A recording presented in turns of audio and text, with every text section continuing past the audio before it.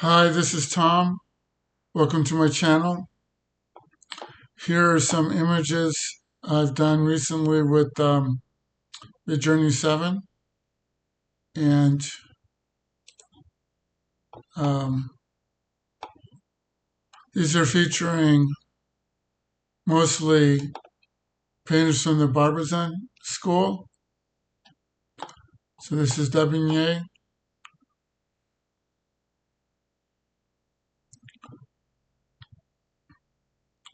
This is Corot.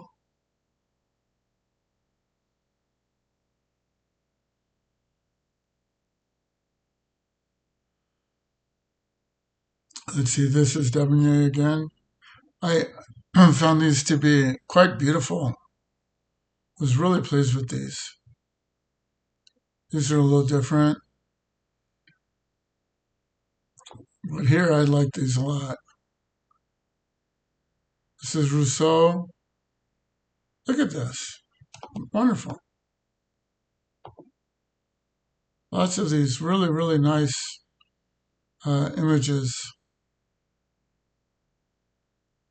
I remember I saw about 30 years ago an exhibit in Dallas about French landscape painting, and it took me into the forest looking at it. It was an interesting experience, and these are bringing back some of those memories.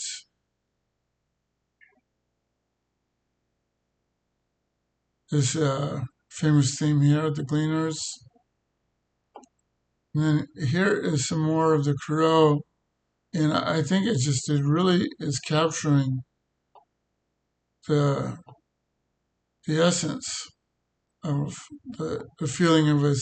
Some of these are like the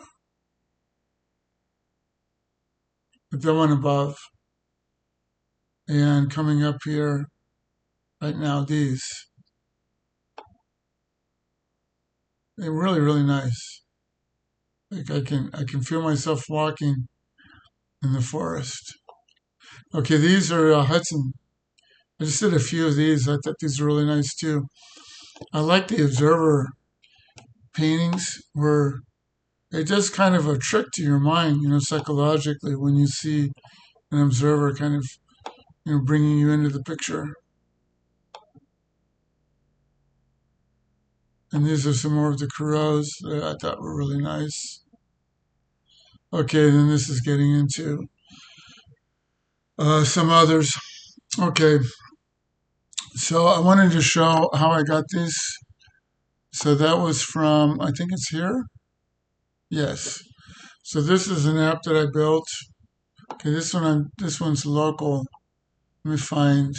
I wonder if I have deployed this. I might not have deployed this yet. All right, I'll have to do that. Okay, so assuming I deploy this, which I think is very likely that it'll do, I will put the URL for the app on the description of the video. And I don't have them up here. Let me pull up one. I do have some others that are similar. So let me pull one up here. So I've been working with AI for a number of years and done a lot of work with Midjourney. And this is sort of continuing along that vein. And let's see let's see if I can find the one that I'm interested in. Here we are, Midjourney styles, Midjourney prompts. Let's try this one. Okay, there we go.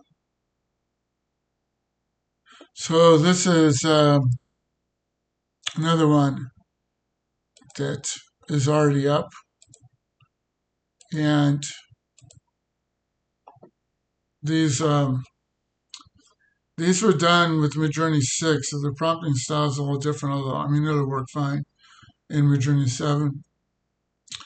But this one is midjourneyprompts.onronder.com. I'll also put this in the uh, description of the video, and you can go through the drop downs and zero into a style and get 3 prompts. I followed the same procedure for this one. And what's cool about this one here is this is just in one file. And so it's a lot simpler structure. And what you can do is you can just do a view source here, view page source, once I get it deployed. And then you can do Control A, Control C, and then you can go to like Notepad and do create a new file and save it. So I'm going to save this as an HTML file. Let's see, what should I call it? I'll just call it mj_test.html. Okay, save it as all files. And I'll put it in documents here and then save it. Then I can go to documents here. I'm going to look for MJ test, double click it. And it'll pull it up in my browser locally. And you'd be able to do exactly the same thing once I have this deployed. And I'll say what the URL is in the video description. You can do exactly this and it'll work on your local computer. Now that's not the case on the other one that I was showing. On, where did that go? Is that here? No. Here it is, right here. So that's not the case in this one. This one has a lot more complicated architecture. I didn't realize that you could do it with just a single file. That's what I switched it to doing these things because it's so much easier. And another thing that I wanted to mention was, let's see, where did I put that? Is it here? I think it's here. So when you get this code, you can copy and paste this. You could just go to an AI and use one of the free ones. But it would be, if you have a paid one, that would be better. You could get a better model. But if you go to Gemini, use a free one. That should work. Excuse me.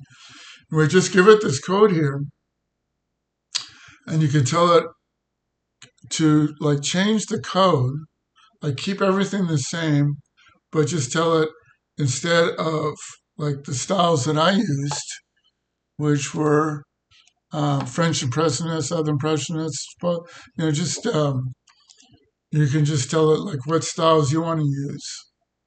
You could start out maybe just use one style, like do surreal, and just tell it, okay, I want it to be like the same setup here, but do it for whatever style you're interested in. You could do it with photography, for example, and all you need to do is just have the same number of categories. So you could do like, for example, say you wanted to do photography. So you could have different types of photography here. Then you could put, a few different photographers that you want. And then you would have the type of scenes that they like to photograph and ask the AI to build you prompts. Just tell it to do it just like the code that you're giving to it. And it'll build an app for you. You can deploy it locally, play around with it. Very, very cool stuff. Okay, well, I hope you enjoyed seeing that. And thanks for watching. Until next time.